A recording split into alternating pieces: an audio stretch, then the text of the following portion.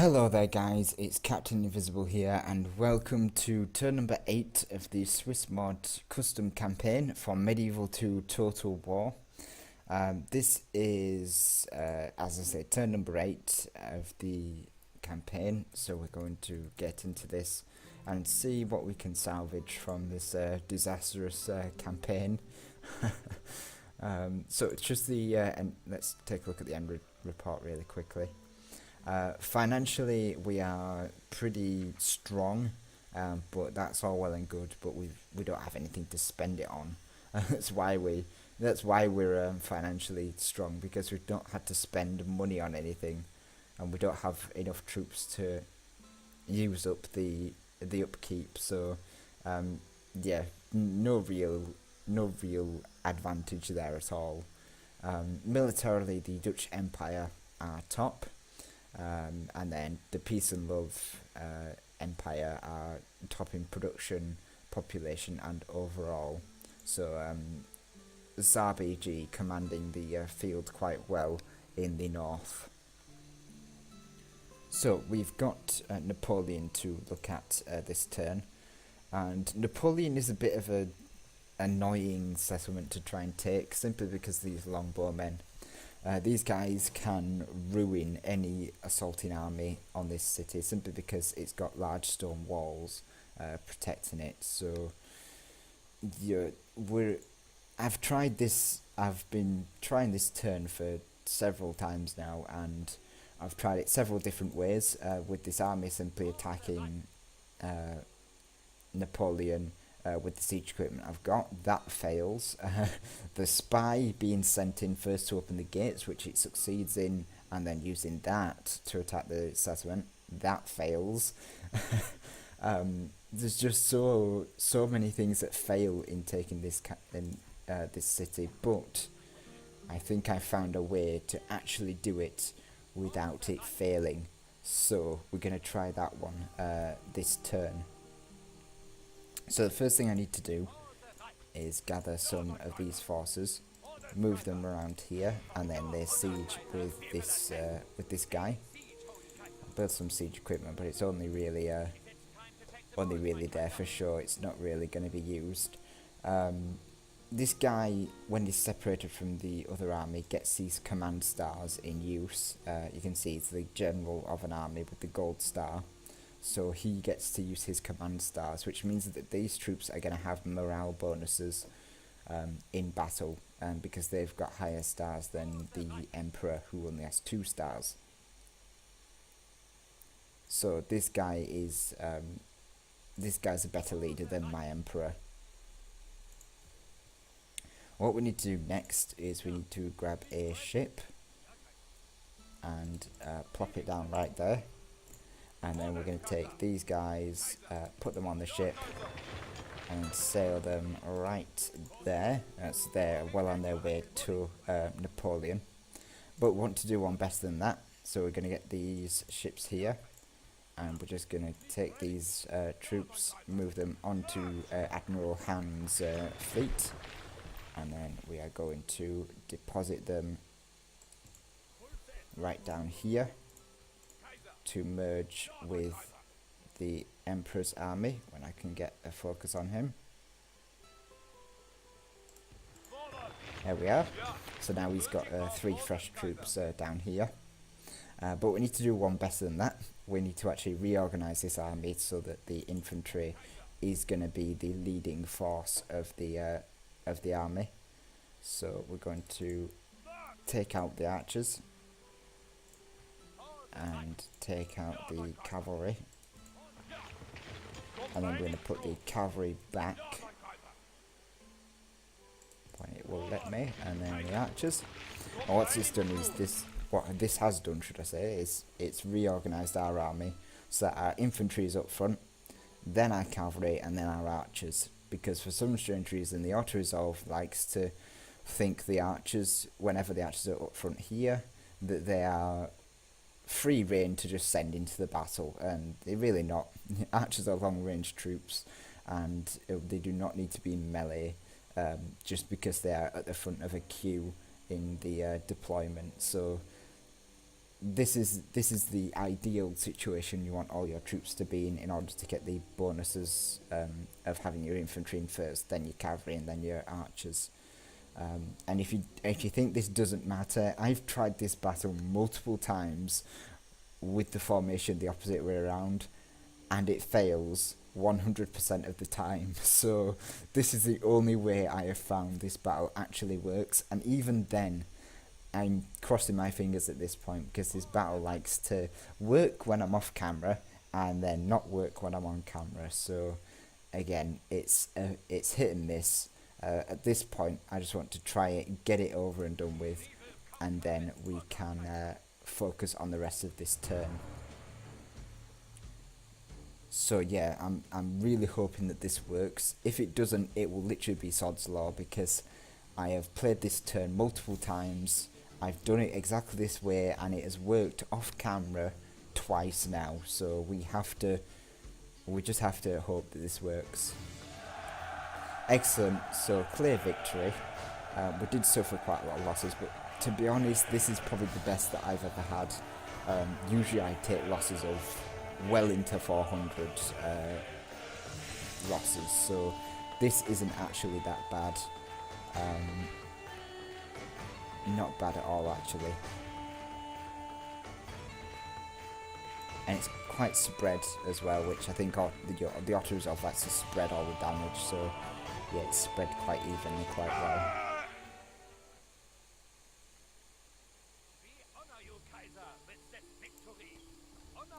So we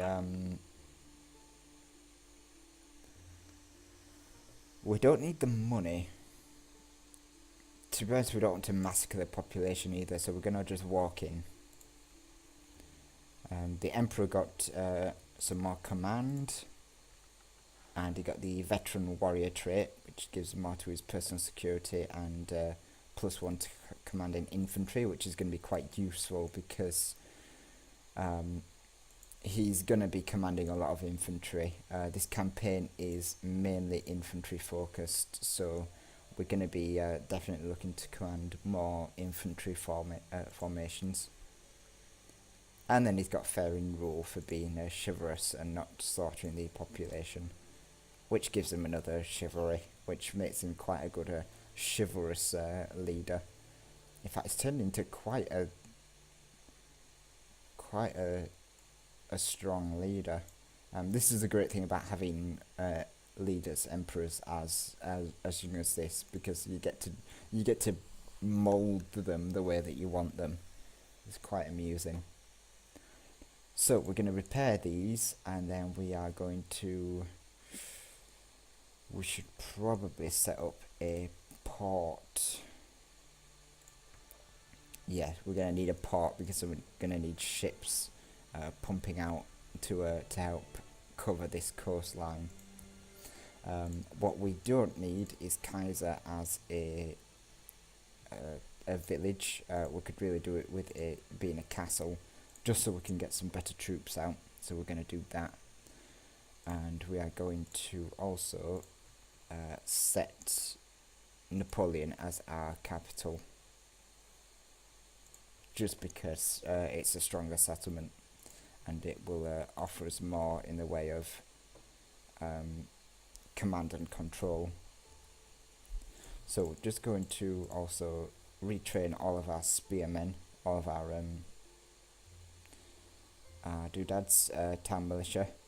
We won't merge those guys, but we'll get you in the settlement as well.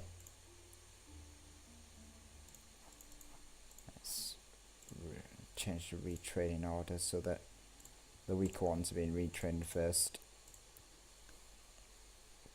In fact, I'm doing all this. 1, 2, 3, 4. Yeah, it doesn't matter how long it takes us to do it. I'm doing this, but I actually want to do a leather tanner as well here to give them armor upgrades. But it doesn't matter either way. It's just going to be it's going to be long and short whichever way I do it. So get our spies in here as well.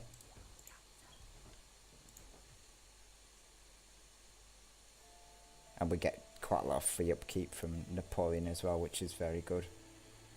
I'm actually going to look to send some of these town militia back. Certainly I'm going to look to send my cavalry over here to be retrained. Oh no, because I won't get free upkeep from Kaiser Wilhelm anymore. Never mind. They can all stay in here and just be retrained and progress from there. So yeah, Napoleon now. In fact, let's leave it for next turn. I was going to build a few watchtowers. In fact, we could probably do that.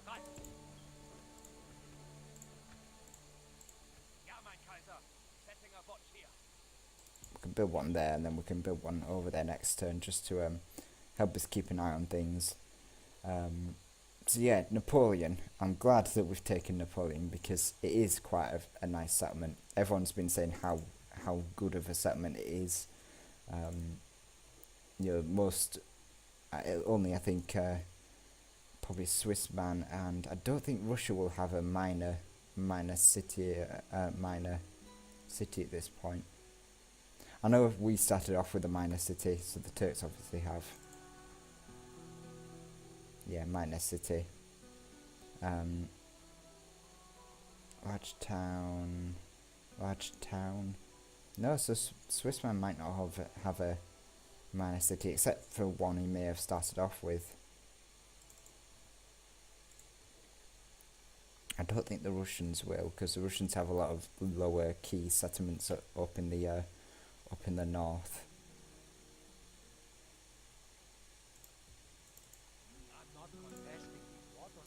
Yeah, I don't know either way, but yeah, taking a minor settlement like this is very. It puts us in quite a strong position. Puts us in a good position here, ready to progress. So financially, we are now pretty strong actually.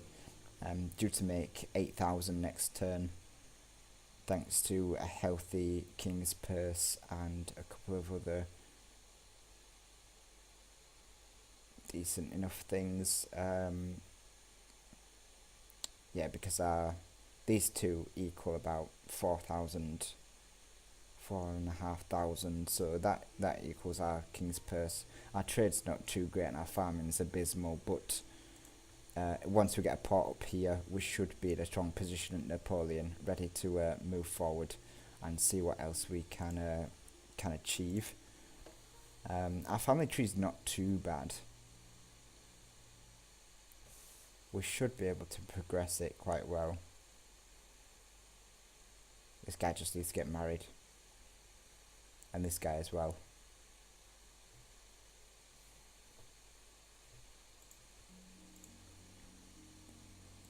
The rankings, yeah, we're just sort of down here. Everyone else is grouped up here very well. In fact, the funny thing I noted about the rankings earlier, when I was trying to do my turn multiple times, was how there is always one person at the each one of us has our top section in the rankings. So the Dutch Empire are top militarily, then you've got the Turks being top militarily, the Peace and Love Empire. You've got the Russians being top territorially. You've got us being top financially, and then again you've got the Peace and Love Empire being top in population. So yeah, we all have our sort of things that we are top in, and I just found it really amusing that was the case. So that's about all I can do in this turn. Got no missions on, and at the moment we're just seeing what happens over here. I believe England and the Turks are now at full tilt in their war. Yeah, England at war. It looks like Dutch Empire and the Desert Hobos are at war, and it looks like the poor Turks are at war with the three of us.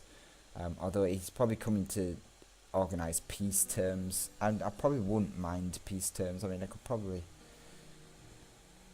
take back my lands at some point. But yeah, I just don't. I'm just not feeling this right now. Attacking over here, I think, is just it will always put me in a bit of a difficult position. As I explained earlier, you've got the Turks up here, and then you've got the English Lionhearts down here. And if I take all this back, it's just going to put me back to square one, where I had all of this, and I was stuck between England and the Peace and Love Empire. So I think we're just going to avoid that, and we're probably going to move, as I was thinking, sort of over here, or maybe even push Swissman back. He has way too much territory over here. No, we'll stay here for the time being. Just for now, just to see what happens over here. I mean, I believe there's still a castle over here that is open, but I don't know how long that will last. I don't know how long a lot of things will last in this campaign, but at least we've got a stable position now. We're not as precarious, so we'll look to push on in the future somewhere. But right now we're just going to hold our breath and just see what happens in this campaign, because there's a lot going on, and we just need to hang back and just see what the score is, because there are a lot of superpowers emerging, and a lot of sort of wars going on in the background. So yep, we'll leave it there, and we will see what happens in the next few turns. So we're gonna save this turn as the turn 8 for the Dutch Empire. Excellent. So yeah, that was turn number 8. Hope you're certainly a lot better than our previous turns. We're gonna sort of start to build up now, really get our military going back again, and then we can see what we can do in the future turns. But thank you very much for watching, guys. Hope you all enjoy, and I shall see you all in the next video.